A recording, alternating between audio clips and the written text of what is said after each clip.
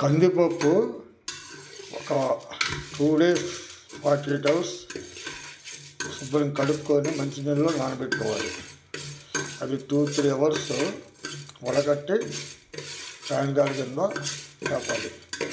వేపినాక మనం బాగా మరిగించిన ఆయిల్లో తీసేస్తే ఇలా డొల్లగా అవుతుంది.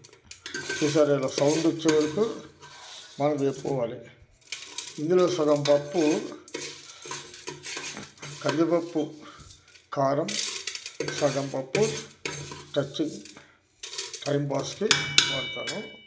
ఇప్పుడు మనం ఉప్పు ఎందుకంటే దించే ముందు మాత్రం వేయాలి ఉప్పు కారం, లేకపోతే కారం నల్లగా అయిపోతుంది, మనకు చూడడానికి బాగోదు, తిన్నప్పుడు చిరిచేది వస్తుంది.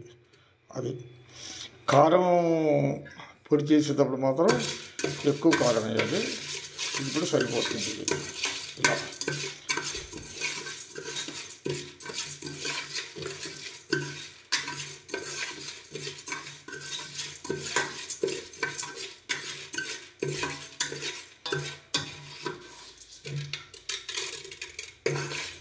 ఇలా సౌండ్ రావాలి.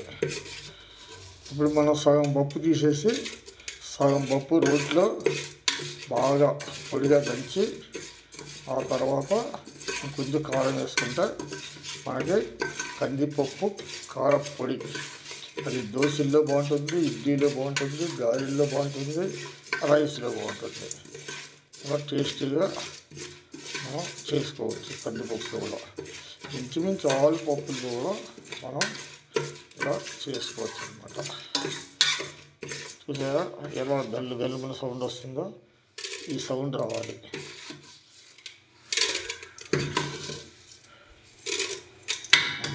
ఓకే, పనిచేసేస్తుంది.